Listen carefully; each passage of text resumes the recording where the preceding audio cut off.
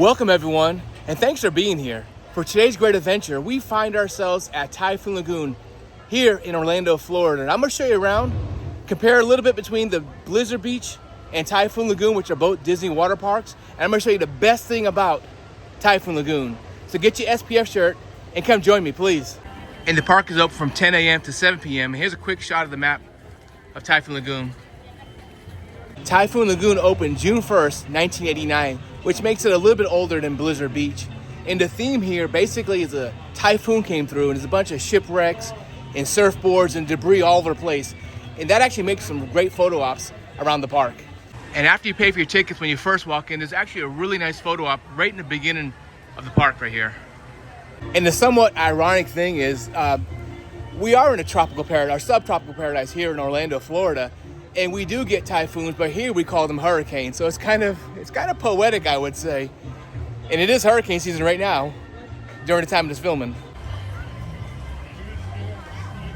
And in the spirit of full transparency, I'm a Blizzard Beach guy. I like that park way better. However, there's something here at this park that Blizzard Beach cannot touch or match. And the centerpiece of this park is Mount Mayday.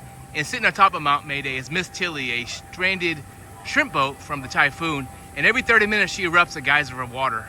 One of the differences between the two water parks is their theme. Blizzard Beach is more snow themed thrill rides, where Typhoon Lagoon is more laid back surf action.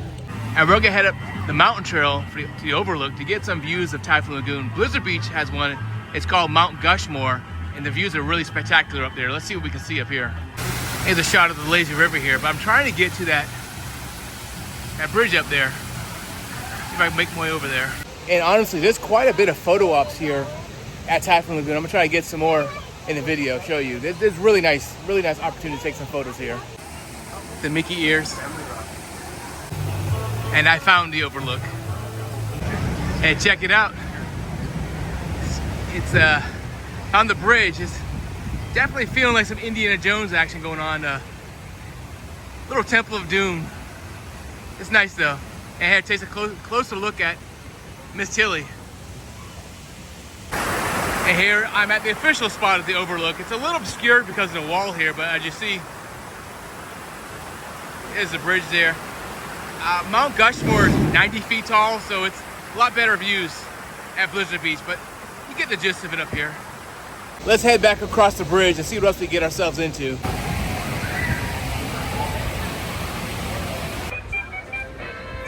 The boardroom has a kind of a hidden secret photo op spot. And sometimes they also have characters I've seen Stitch here before take pictures with. Let me show you the photo op real quick. And here on the side of the boardroom, there's a little room right here. It's kind of obscured. It's kind of like hidden in plain sight, if you will.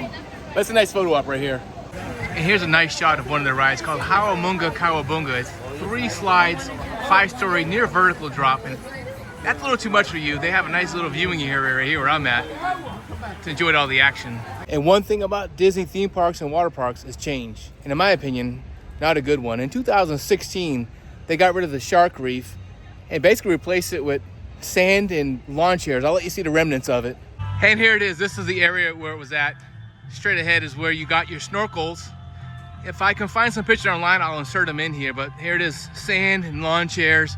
The water was freezing, but way down below, I don't know, maybe 20, 25 feet, there were little sharks and fish swimming. You could swim with them, and that was really awesome. Again, the water was like spring level cold, but nonetheless, one of the better rides here. And unfortunately, it's been gone since 2016. And some more relics left behind. Again, this is where you got your snorkel. They would clean it and give it to you, and you walk where I came from, and you swim. It was probably maybe a 30-foot long swim, maybe 25 feet, I don't know exactly, but this is what's left of it. As you see the hammerhead shark with its snorkeling, or actually scuba gear. Here's another really awesome photo spot right here. Oh, by the way, happy 50th birthday, Jaws. One of the more popular rides here at Typhoon Lagoon is Crush and Gusher. Basically, there's 3 different tubular rides, or slides, you can get on. And if riding that is not your thing, well, you can hang out in the pool area that's connected to the ride. And this underwater shark cage makes for a really nice photo op. And Typhoon Lagoon offers a fairly nice dining options called the Leaning Palms Resort. As you see the lifeguard tower leaning. And the prices are actually pretty reasonable. Well, Disney reasonable at least. And here's a roadie pro tip. The sand here is actually authentic, brought in sand, and it gets very hot. So my suggestion is to wear some water shoes because the sand gets hot, and plus some of the concrete gets hot as well. And tucked away in the far side of the park is called Catch a Kitty Creek, which is a kiddie area, which is a play area with a couple slides and things to play in and whatnot for the kiddies. And I've mentioned this in my previous videos, but water parks is something I've been around my whole life. A friend of mine's mother worked at Wet n Wild, and we get tickets since we were probably 12 years old. So I've been enjoying the water parks for a very long time. It makes me probably one of my favorite parks to go to is a water park, actually. And Gangplank Falls, as you see the sign behind me, is one of 2 family raft rides you can ride. 3 to 4 riders at a time. Let's take a quick walk through the Forgotten Grotto.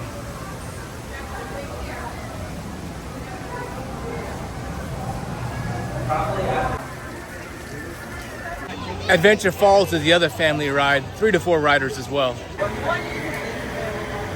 And if you're interested in any Typhoon Lagoon's merchandise, well, check out Singapore Sal's, they'll have you covered. And if you stuck around long enough, well, first of all, thank you. And I've just saved the best for last. The Typhoon Lagoon wave pool. Wait till you see these waves. Here it comes.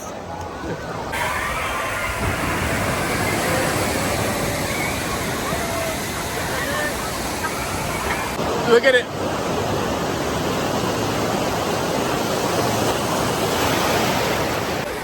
And before the wave comes, you hear a loud boom. And then the wave. It's about a minute between the waves. And fun fact, I read online that you can book before the park opens surf lessons, which is pretty appropriate when you saw the size of that wave. Oh, and did I mention, this is one of the largest wave pools in all of North America. And it can generate waves up to 6 feet tall.